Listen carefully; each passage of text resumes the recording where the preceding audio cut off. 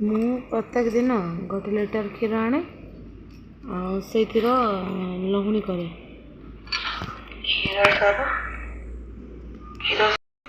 ଇଏ ମ୍ୟାକ୍ସିମମ୍ 8 ଦିନର ସର ହେବ। ତା ଦେହରୁ ମୁଁ ଏଇଖିଣି ଲହୁଣୀ ବାହାର କରିକି ଦେଖେଇମି। ଆଉ ଏଇ ଗ୍ରାଇଣ୍ଡରରେ ମୁଁ ଗୋଟେ ତାଟିଆରେ ତାଟିଏ ରଖିଥିଲି। ଆଉ ଗ୍ରାଇଣ୍ଡର ହିଁ ମୁଁ ବୁଲେଇକି କରେ। ମୋର ଖୁଆ ଦରକାର ହୁଏନି, କିଛି ବି ଦରକାର।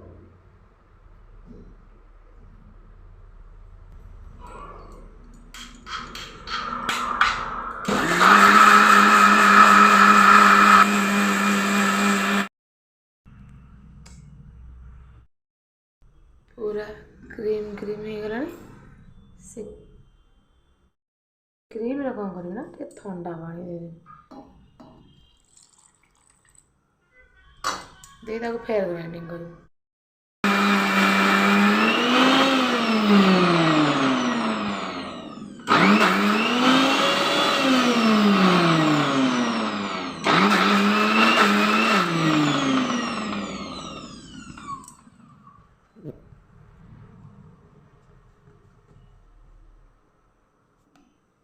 ୟାକୁ ଆହୁରି ପାଣି ଦରକାର। ପୁରା କ୍ରିମ୍ ହେଇକି କେତେ ଉପରକୁ ଉଠି ଆସିଲାଣି। ଯେତେ ପର୍ଯ୍ୟନ୍ତ ଛେନା ନ ବାହାରିଛି ଟିକେ ଟିକେ ପାଣି ଦେଇକି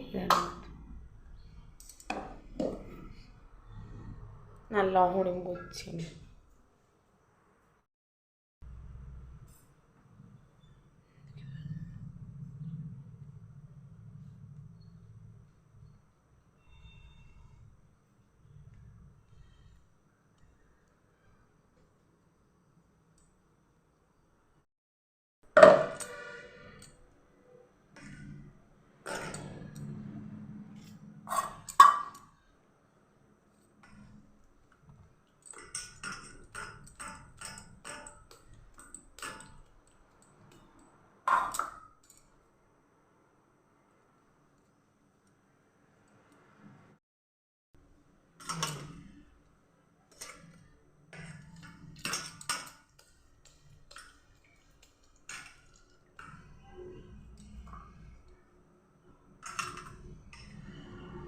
ଏଇଟା 8-10 ଦିନର ସର। ଆଉ ଏଇଟାକୁ ମୁଁ ଫେକିବିନି, ଏଇଟାକୁ ଛେନା କରିଦେବି। ଦହି ଭଲ ସ୍ମେଲ୍ ହେବ, ସେଥିପାଇଁ ଛେନା କରି ଖାଇବି। ଲହୁଣୀଟାକୁ ମାରୁଛି।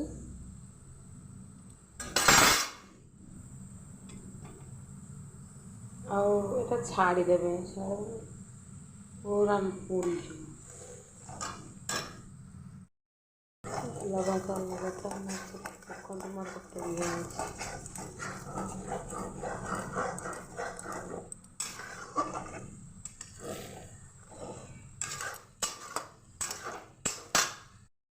ଜଣଙ୍କୁ ଦେଖିଛି ଏମିତି ହଳଦିଆ ଘିଅ କରିକି ରଖନ୍ତି। ଏତେ ତ କେତେ ବାସ୍ନା ହେବନି ଗାଁ ଭଳିଆ।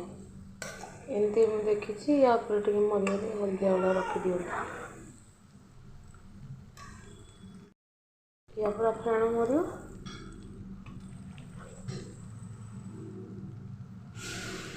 ଏଇଟା ପୁରା କଳା ହେବ। ପୁରା ବାରକୁ ଡାଙ୍ଗିବାକୁ ପଡ଼ିବ। କେତେ ଥର ଫେଣ ଉଠୁଛି। ଏପଟେ କ୍ଷୀର ଉଠିଗଲା।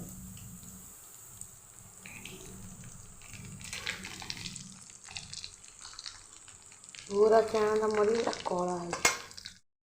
ଏତିକି, ଆଉ ପାଣି ନାହିଁ। ୟା ପରେ ବଢ଼ିଆ ବାସ୍ନା। ପୁରା କଳା ଦେଖାଉଛି। ଏଇ ଫେଣଟା କିଛି ନାହିଁ, ସେ ମରିଯିବ ଆପେ।